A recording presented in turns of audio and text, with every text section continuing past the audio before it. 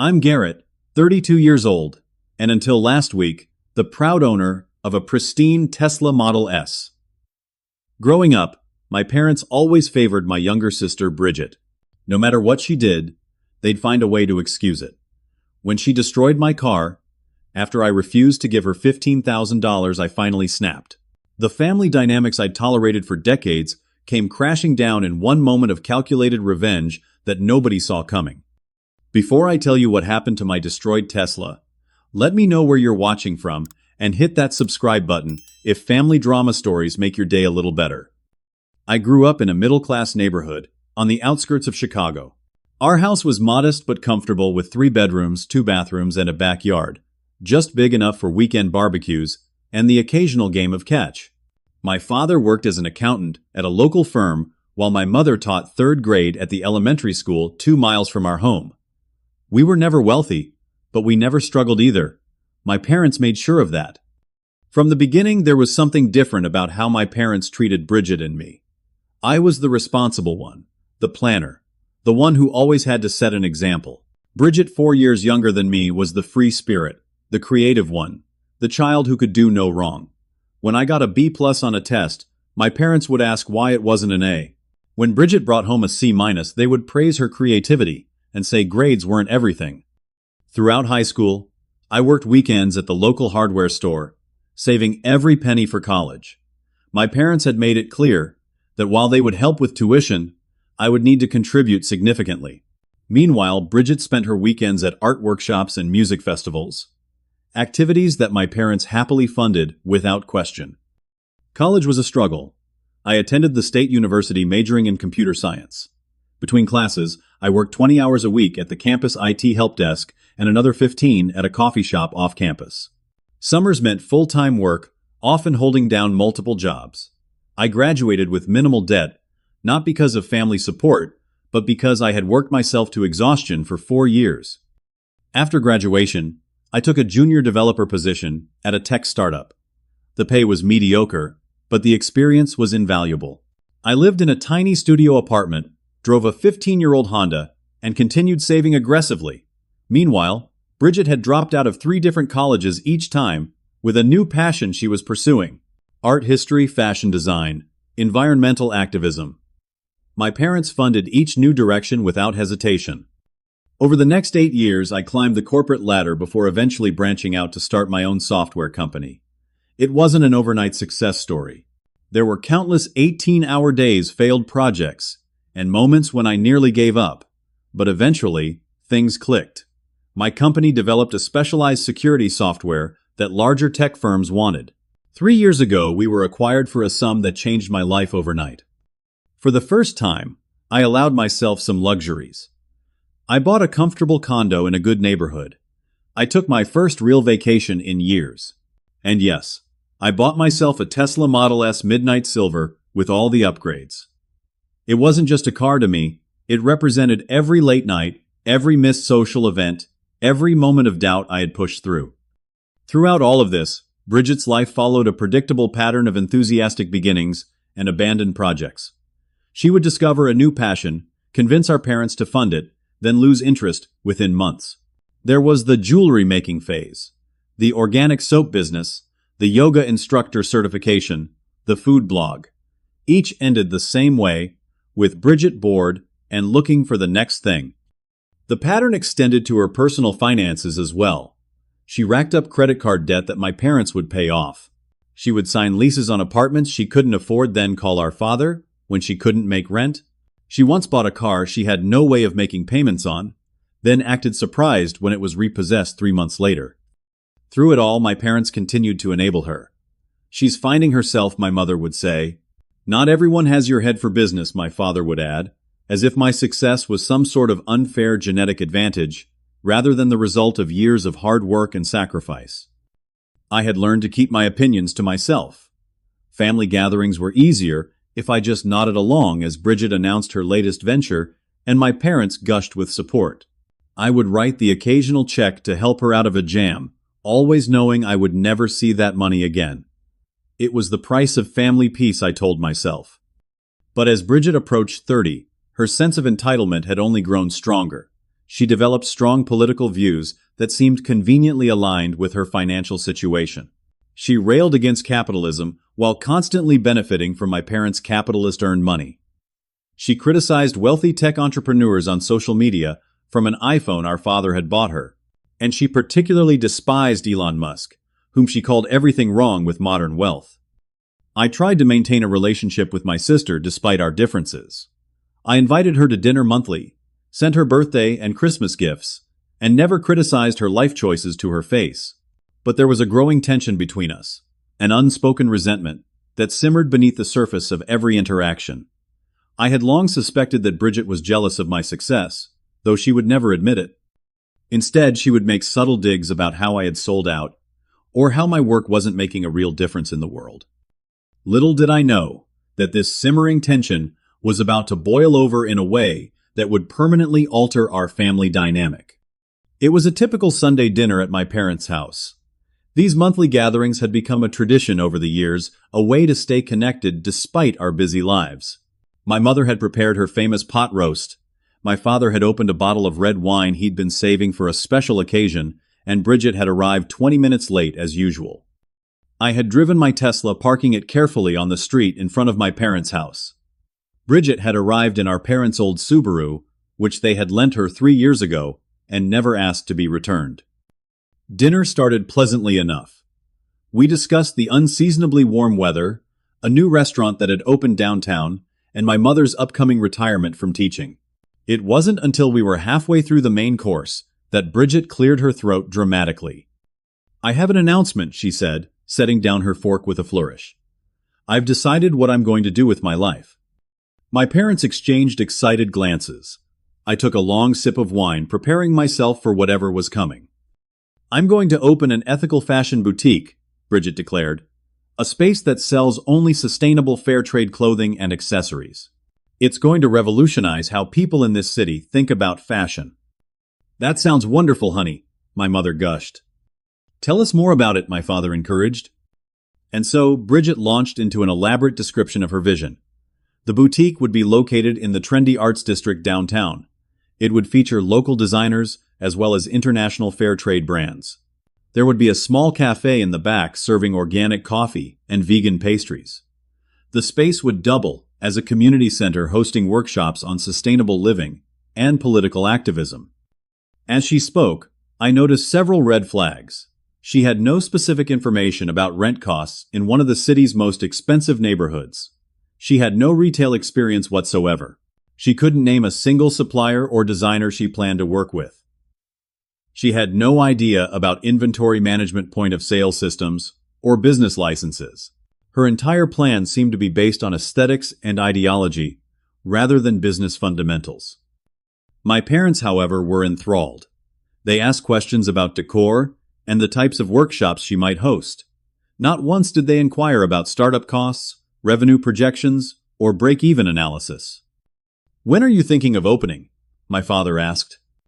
"I want to secure the space next month, and open by summer," Bridget replied confidently. "I've already started looking at locations." "That's quite ambitious," I remarked, trying to keep my tone neutral. "Opening any retail business requires significant planning and capital." Bridget shot me a look. "Not everything is about spreadsheets and profit margins, Garrett. Some of us care about making a positive impact." I understand that, I said carefully, but even socially conscious businesses need to be financially viable to survive. "Your brother has a point," my father conceded, though his tone suggested he was merely paying lip service to business sense. "Have you worked out the financials?" Bridget waved her hand dismissively. "I've got it figured out. The initial investment will be worth it for the long-term vision." The conversation moved on to dessert, but I could feel Bridget watching me throughout the remainder of the meal. As we were helping clear the table, she pulled me aside into the kitchen. "Can we talk privately for a minute?" she asked. I nodded, following her onto the back porch. The spring evening was mild. The backyard bathed in the golden light of sunset. Bridget leaned against the railing, studying me intently. "I need your help with the boutique," she said without preamble. "I need $15,000 for the security deposit, first month's rent, and initial inventory." I blinked, taken aback by both the amount and her directness. $15,000 is a significant investment, Bridget. Do you have a business plan I could look at? She rolled her eyes. I just told you the plan during dinner. Were you not listening? I heard a concept, I replied carefully. But a business plan would include detailed financial projections, market analysis, competitive positioning, marketing strategy. God, you sound like a textbook, she interrupted. This isn't that kind of business. It's about passion and values. Even passion projects need sound financial footing, I insisted. Have you approached a bank for a small business loan? Bridget scoffed. Banks don't understand businesses like mine. They only fund soulless corporate ventures. What about mom and dad? Have you asked them? They're helping with some of it, she admitted. But they're on a fixed income now with mom retiring. They can't provide everything I need. I took a deep breath. Bridget, I don't think I can give you $15,000 without more concrete details about your business plan. Her expression hardened. Why not? It's not like you can't afford it. That car you drove here cost, what, $100,000? That's not the point, I said, feeling my patience begin to wane. I worked hard for my money, and I'm careful about how I invest it. So you don't believe in me, she said flatly. You don't think I can make this work. That's not what I said. I just need more information before making such a large investment. You know what this is really about. Bridget's voice rose slightly. You've always resented that mom and dad supported my creative pursuits. You think I'm some kind of freeloader. This isn't about our childhood, I said firmly. This is about a business decision. Everything with you is about business, she spat. You've become exactly the kind of person you used to criticize. All about money and status symbols. I felt my jaw tighten. I'm sorry you feel that way. But my answer is still no. I can't give you $15,000. Bridget stared at me for a long moment, her eyes narrowing. Fine, I'll remember this. Before I could respond, the back door opened and our mother stepped out. Everything okay out here? Just fine, Bridget said, with a forced smile. Garrett was just explaining why he won't help family when they need it. My mother's face fell. Garrett, surely you can help your sister with her new business. And just like that, I was the villain. By the time we moved back inside, my father had been filled in on my refusal to support Bridget's dreams, and both parents were giving me disappointed looks over coffee and pie. The rest of the evening was tense. My attempts to explain my position were met with comments about family support and how money shouldn't come between siblings. No one seemed interested in the concept of financial responsibility or the fact that Bridget had a long history of abandoned projects. As I prepared to leave, my father pulled me aside. Son, I know you're good with money. That's why you should help your sister. She needs guidance as well as capital. Dad, if she wanted guidance, she would have asked for my advice, not just my money, I replied. He shook his head sadly. Sometimes I don't understand you, Garrett. Family should come first. The drive home was frustrating. I kept replaying the conversation in my head, wondering if I had made the right decision. Part of me felt guilty for not helping Bridget. Another part felt angry that I was expected to fund yet another of her impulsive ventures. But mostly, I felt confident that I had made the right choice. $15,000 wouldn't help Bridget succeed. It would only delay the inevitable failure of a business that had no solid foundation. Little did I know that my refusal would trigger a chain of events that would change our family forever.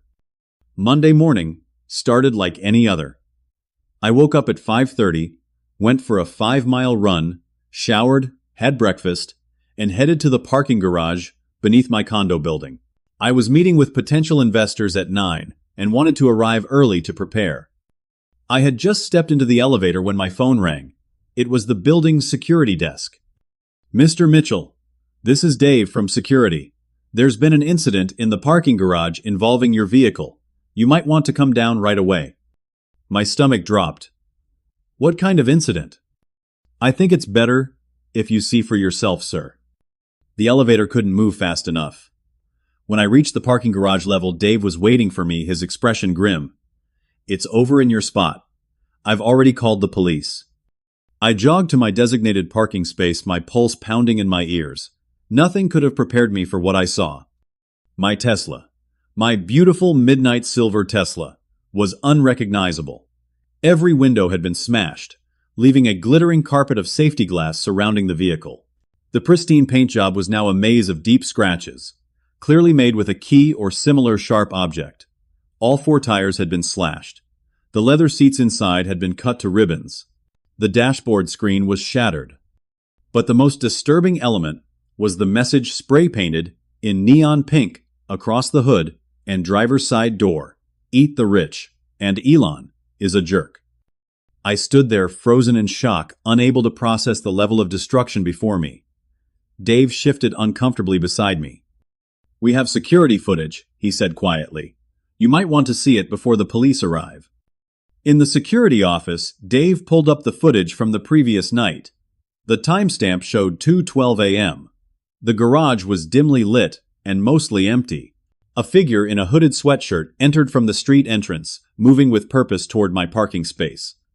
As the person got closer to the camera, they looked up for a brief moment. "Pause it there," I said, my voice hardly more than a whisper. The face on the screen was unmistakable. Bridget. The footage continued, showing my sister methodically destroying my car. She started with the tires, then moved to the windows, the interior, and finally the spray paint. The entire process took about 20 minutes.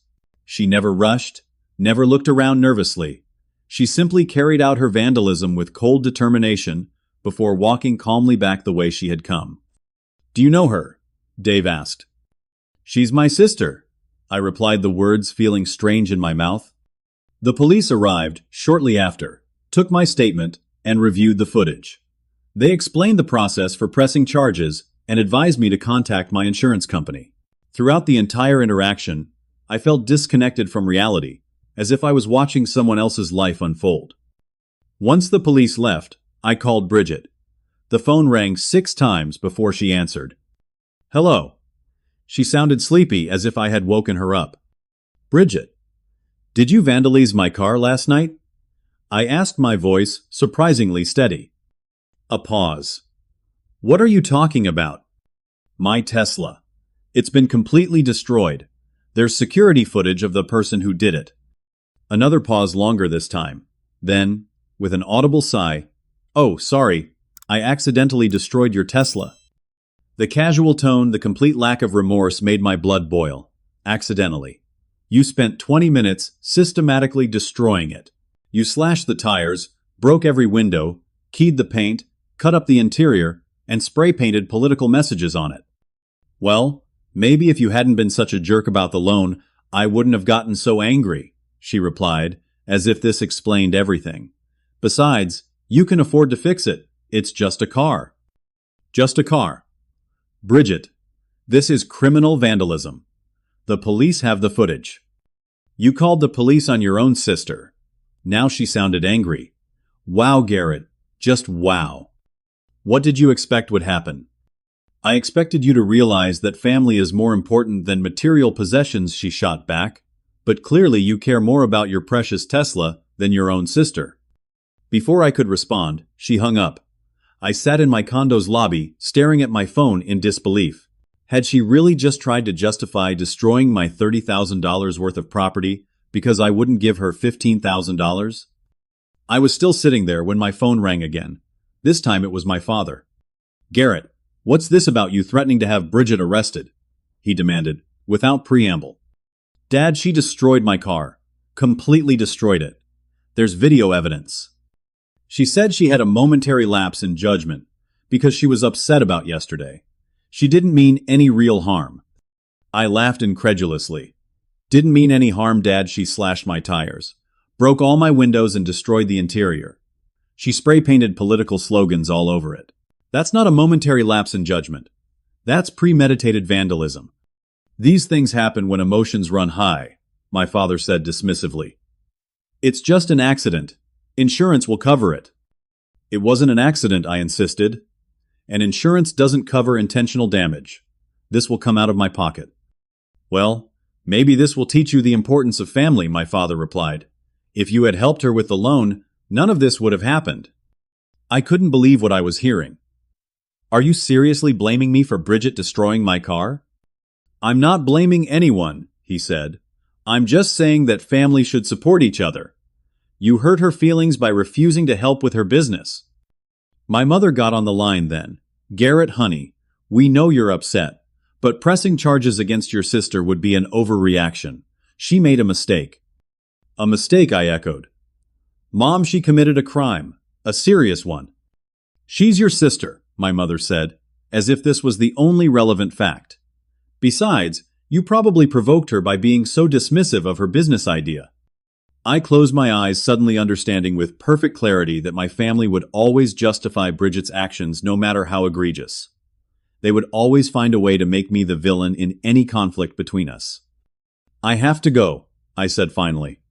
I need to deal with the insurance company and figure out how I'm getting to work. Promise me you won't do anything rash, my mother pleaded. Family has to stick together.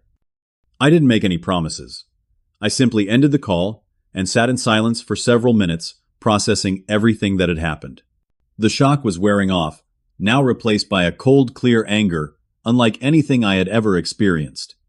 For years I had accepted the family dynamic. I had nodded along as Bridget was praised for her creativity, while my hard work was taken for granted. I had written checks when she needed bailing out, listened to her criticize my career choices, and tolerated her increasing sense of entitlement. I had done all this in the name of family peace. But this was a line crossed that could not be uncrossed. This wasn't just about money or favoritism anymore. This was about respect, about consequences, about basic human decency. I would not argue with my parents. I would not try to make them see reason. That approach had never worked before, and it wouldn't work now. No, this situation called for a different response entirely. As I finally stood up and headed back to my condo, a plan began to form in my mind. Bridget had always relied on the support systems around her without appreciating them. Perhaps it was time she discovered what life was like without those systems in place. Back in my condo, I called my assistant to reschedule the investor meeting, citing a family emergency. Then I sat down at my desk and opened my laptop. If I was going to do this, I needed to be methodical. My first impulse had been to call the police and press charges immediately. That would have been the straightforward approach. But after speaking with my parents, I realized that legal consequences alone wouldn't change the family dynamic. Bridget would play the victim, my parents would support her, and I would be cast as the vindictive brother who couldn't let go of a simple mistake. No, this required a more comprehensive solution. One that would force Bridget to face the reality of her actions and dependencies. I started by making a list of everything I knew about Bridget's financial situation. Despite her anti-capitalist rhetoric, my sister was deeply dependent on capitalist systems and family support. She worked part-time at a coffee shop, making barely enough to cover her basic expenses. The rest of her lifestyle was subsidized by our parents and occasionally by me. Next, I researched exactly how my parents financially supported Bridget. This took some investigative work, including a call to my mother under the pretense of wanting to coordinate birthday gifts for my father. Through casual conversation, I confirmed what I had suspected: my parents were paying Bridget's rent directly to her landlord. They were also covering her cell phone bill, car insurance, and health insurance. They had added her as an authorized user on their premium credit cards for emergencies, though Bridget's definition of an emergency seemed to include concert tickets and organic wine. Furthermore, I discovered that the car Bridget had been driving for the past 3 years, which I had assumed was a gift, was actually still registered and insured under our parents' names. They were making the payments on it, paying for the insurance, and even covering maintenance costs. I also learned that our parents gave Bridget regular loans that were never expected to be repaid. These ranged from a few $100s for art supplies to several thousand for a wellness retreat in Costa Rica last year. As I compiled this information, I began to see the full picture of Bridget's financial dependencies.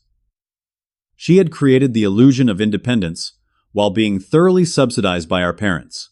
No wonder she could afford to work part-time at a coffee shop while pursuing her various passions.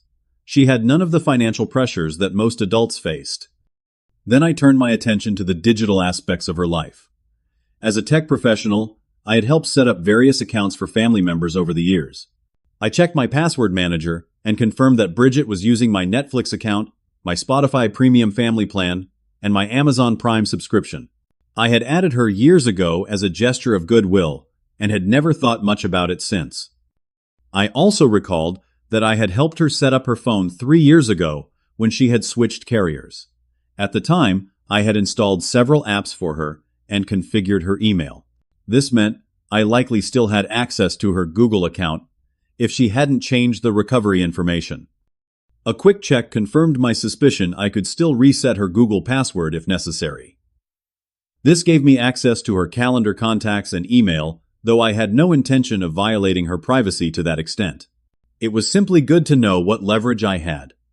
With this comprehensive understanding of Bridget's financial and digital dependencies, I began to formulate my plan. The key was to ensure that everything happened simultaneously, leaving no opportunity for my parents to intervene before Bridget felt the full impact of her actions. I spent the rest of the day making preparations. I called my bank and credit card companies to ensure that Bridget couldn't access any of my accounts. I contacted a lawyer friend to understand exactly what legal options I had regarding the vandalism. I researched the specific terms of my parents' insurance policies and credit card agreements. By evening, I had a clear action plan. I would execute it early the next morning when Bridget would be least prepared to respond. The timing was crucial, as was the sequence of events. I made several calls to business contacts who could help expedite certain aspects of my plan. One worked at a major credit card company, another was in the insurance industry, a third managed a cell phone store. Each agreed to help either out of professional courtesy or because they genuinely sympathized with my situation after hearing about the vandalism. Next, I systematically changed all my digital passwords, removing Bridget's access to my streaming services cloud storage and any other shared accounts. I set up two-factor authentication on everything to ensure she couldn't regain access. I also prepared a detailed email to Bridget's landlord, explaining that the arrangement where my parents paid her rent would be ending immediately. I attached photos of the vandalized Tesla and the security footage showing Bridget as the perpetrator. While this might seem excessive, I knew her landlord would need to understand why the payment structure was changing so abruptly. As night fell, I reviewed my plan one final time. It was comprehensive, perhaps even ruthless. Part of me wondered if I was overreacting. But then I remembered the casual way Bridget had said, "Oh, sorry. I accidentally destroyed your Tesla," and my resolve hardened. This wasn't about revenge, I told myself. It was about consequences. For too long, Bridget had been insulated from the natural consequences of her actions. My parents had created an artificial environment where she never had to face the results of her choices. That ended tomorrow. I set multiple alarms for 5 a.m., then tried to get some sleep. Tomorrow would be a day that changed our family forever, for better or worse. The alarms blared at 5 a.m. sharp. I had slept fitfully, my mind racing with thoughts of what was to come. But as I showered and dressed, a strange calm settled over me. This wasn't impulsive anger. This was a deliberate response to years of enabling behavior and a criminal act of vandalism. By 5:30, I was at my desk with a cup of strong coffee, my laptop open, phone charged, and a notepad with my action plan laid out in precise detail.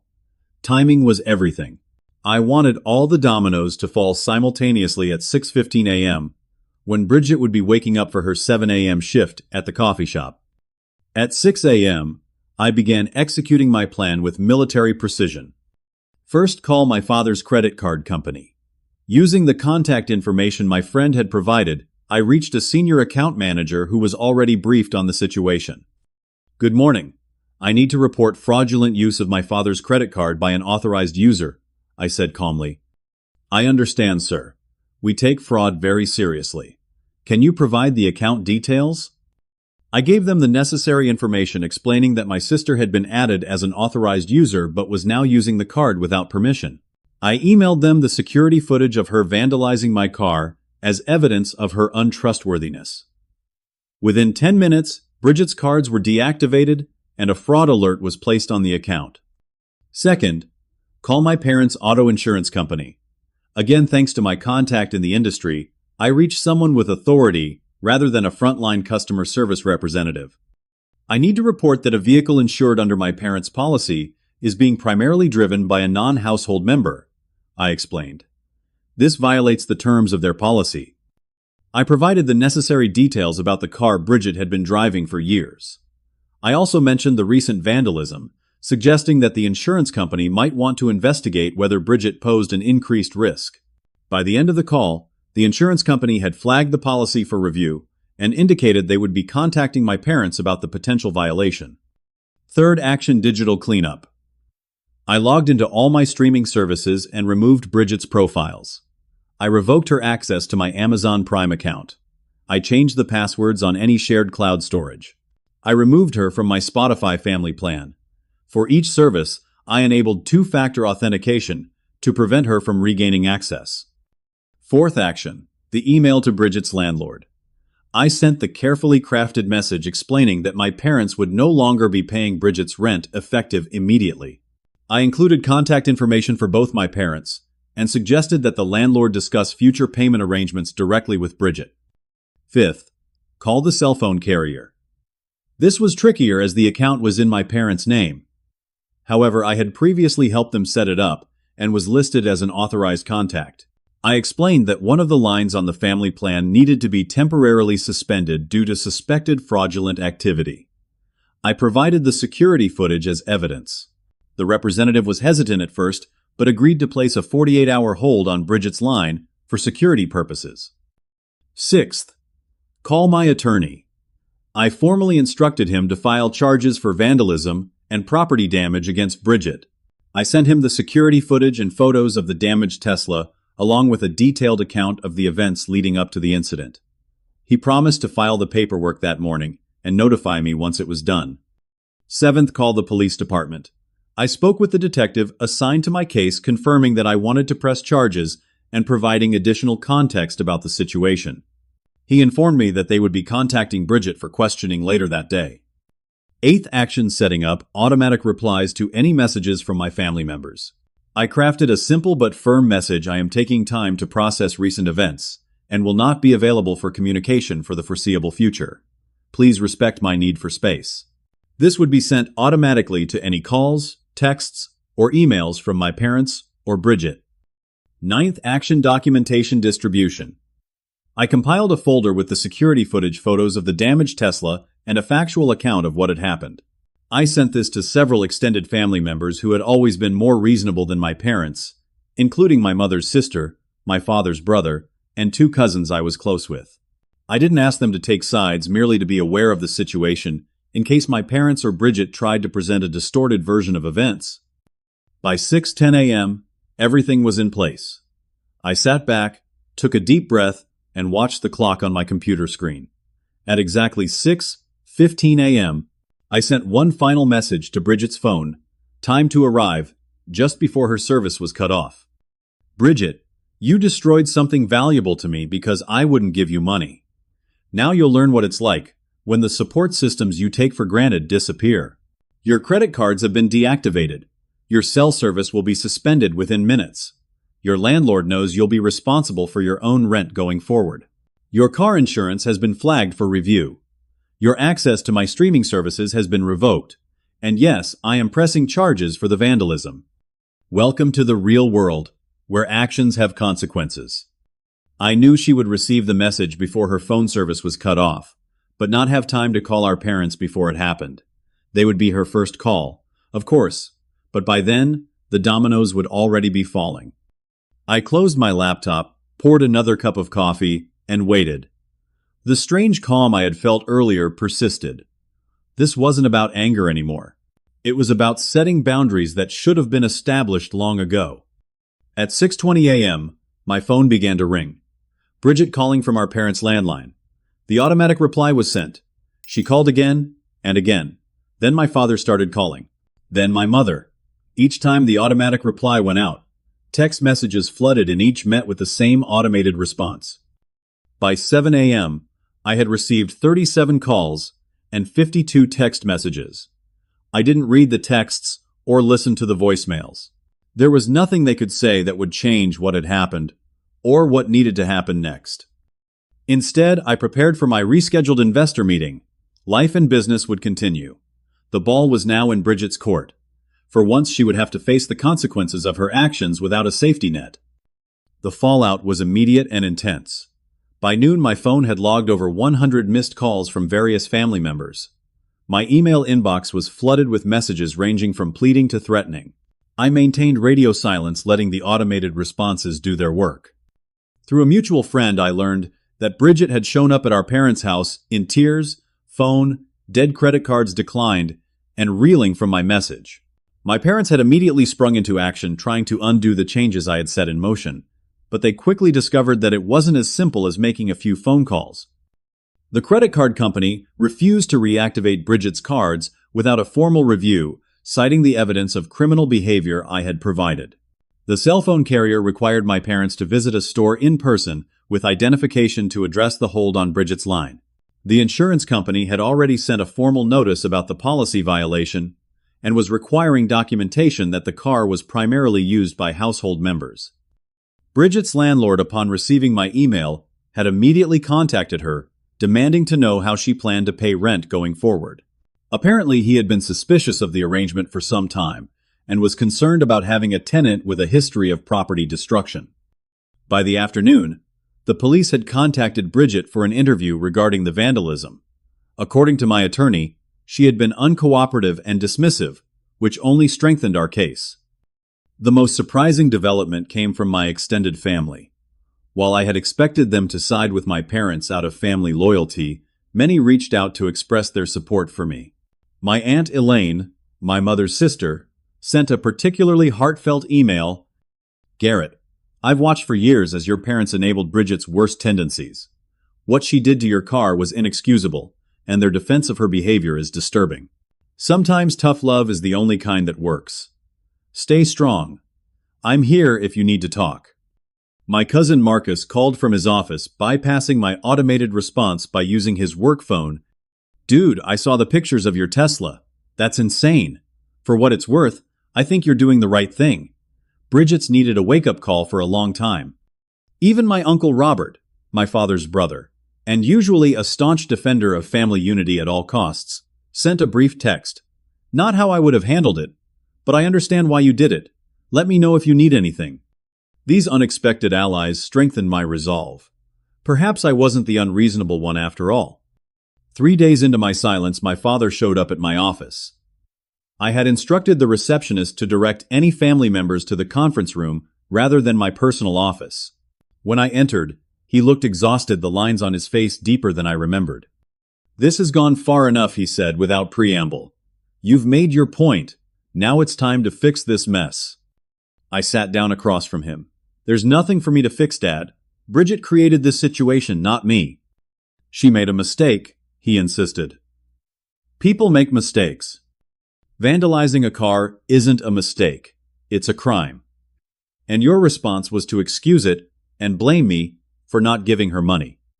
"We're not talking about the car anymore," he said, waving his hand dismissively. "We're talking about you cutting off your sister and punishing your entire family because you're angry." "I'm not punishing anyone," I replied calmly. "I'm simply refusing to continue participating in a dynamic where Bridget can do whatever she wants without consequences." "She's facing consequences," my father argued. "She's devastated. She can't pay her rent, her phone doesn't work. The police are threatening to charge her with felony vandalism. Isn't that enough?" "That's for her to decide," I said. "When she's ready to take responsibility for her actions and make amends, I'm willing to talk. Until then, I'm stepping back from the situation." My father's face hardened. "If you go through with pressing these charges, your mother and I will never forgive you. Is that what you want? To destroy your family over a car?" "This isn't about the car," I said, feeling a surprising calm despite his threat. "This is about 32 years of enabling behavior that has allowed Bridget to become the person who would destroy someone's property because she didn't get what she wanted. And if you can't see that, then maybe we do need some time apart." He stood up, his expression a mixture of anger and disbelief. "I never thought I'd see the day when my son would turn his back on his family. Your mother is heartbroken." "I'm not turning my back on anyone," I said. "I'm just refusing to be the villain in Bridget's story anymore." He left without another word. That evening I received a text from my mother. We raised you better than this. Family forgives. Family supports each other. What you're doing is cruel." I didn't respond, but her words stung more than I wanted to admit. Was I being cruel? Was this elaborate revenge going too far? I spent a restless night questioning my actions. The next morning, I received an unexpected email from Bridget's coffee shop manager, who had found my contact information through the shop's records. She thanked me for finally holding Bridget accountable and revealed that my sister had been chronically late, often called out without notice, and treated customers rudely when in a bad mood. Apparently, she had kept her job only because she claimed to have family connections to the owner. This small confirmation that Bridget's behavior extended beyond our family helped ease my doubts. This wasn't about a single incident of vandalism. It was about a pattern of behavior that had been reinforced by years of enablement. 2 weeks after implementing my plan, I received my first direct communication from Bridget that wasn't a desperate voicemail or angry text. It was a formal email, likely composed with our parents' help. "Garrett, I acknowledge that destroying your car was wrong. I was upset about the loan, but that doesn't justify my actions. I'm willing to discuss how I can make amends if you're willing to help restore my access to the accounts and services you've had suspended. Please contact me so we can resolve this family matter privately." It wasn't a genuine apology. It was a negotiation attempt. She wasn't sorry for what she had done. She was sorry that she was facing consequences. I didn't respond. A few days later, a more desperate email arrived. "Please, Garrett, I'm about to be evicted. Mom and Dad can't afford to pay my rent and all these other expenses that came up suddenly. I need your help. I'm really sorry about the car. I'll pay for it somehow. Just please call me back." Again, I didn't respond.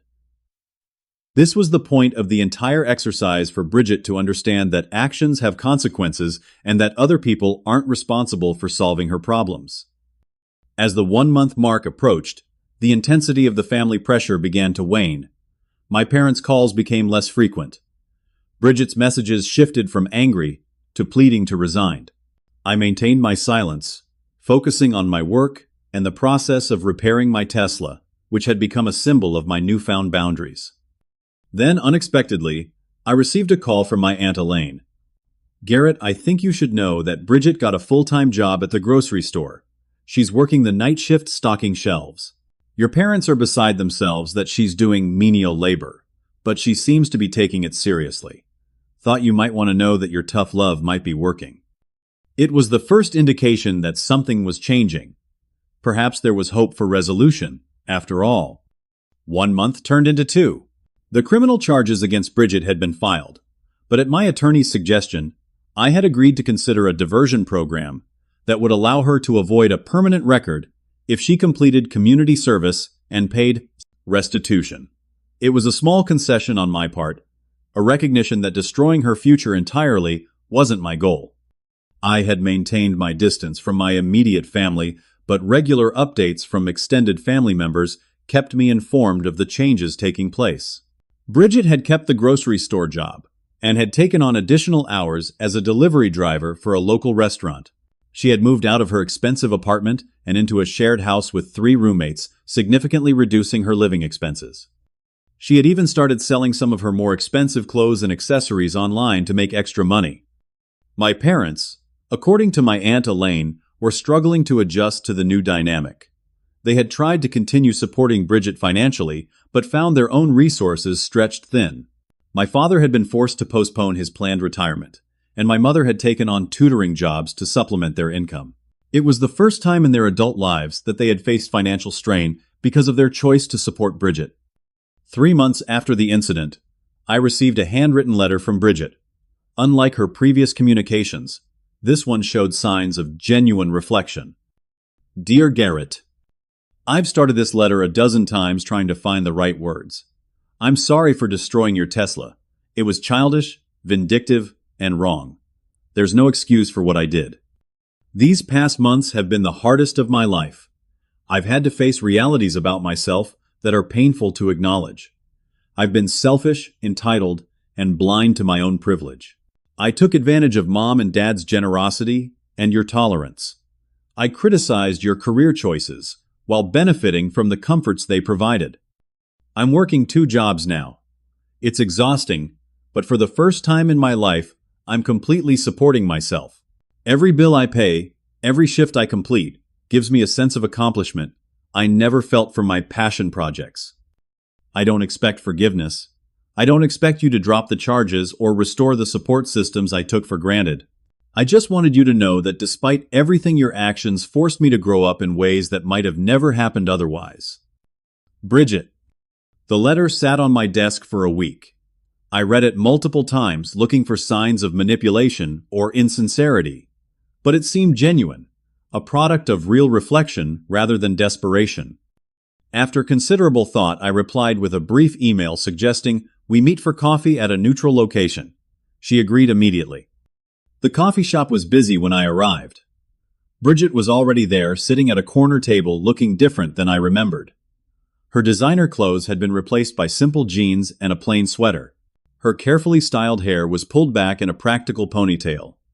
The affected air of bohemian sophistication was gone, replaced by a more authentic presence.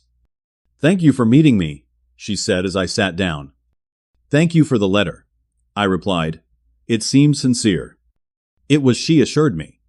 Everything I wrote was true. We talked for over 2 hours. Bridget described her journey over the past months. The shock of suddenly being responsible for her own survival. The humbling experience of working retail and service jobs. The reality check of having to budget for groceries and gas. She had discovered aspects of herself she never knew existed: resilience, work ethic, problem-solving skills. "I always thought those corporate 9-to-5 jobs were soul-crushing," she admitted. "But there's something soul-crushing about not being able to pay your electric bill too. At least steady work solves that problem." I shared my perspective as well, how years of being cast as the villain in family conflicts had worn me down, how the car vandalism had been the breaking point, how I had struggled with my decision to take such drastic action. "I'm not proud of how I handled it," I confessed. "It was extreme." "Maybe extreme was what I needed," Bridget replied thoughtfully. Nothing else had worked. By the end of our conversation, we had reached a tentative truce. I agreed to drop the criminal charges if Bridget continued her current path and completed the community service hours voluntarily.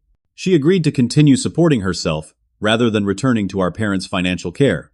We both agreed that our relationship would need to be rebuilt slowly on new foundations of mutual respect rather than obligatory family ties. The next step was more challenging: a family meeting with our parents. I suggested a Sunday dinner, just like old times, but with a mediator present. My Aunt Elaine agreed to serve in this role as someone who understood the family dynamics but could maintain some objectivity. That dinner was tense but productive. My parents initially tried to fall back into their habitual roles, defending Bridget and questioning my actions. But Aunt Elaine skillfully redirected the conversation whenever it veered into unproductive territory. "We're not here to assign blame," she reminded us repeatedly. "We're here to establish a healthier family dynamic going forward." Gradually, my parents began to acknowledge their role in creating the situation. My mother admitted that they had perhaps been too quick to solve Bridget's problems rather than letting her learn from her mistakes. My father conceded that their financial support had enabled behavior that was ultimately self-destructive. "We thought we were helping my mother," said tearfully. "We just wanted her to be happy."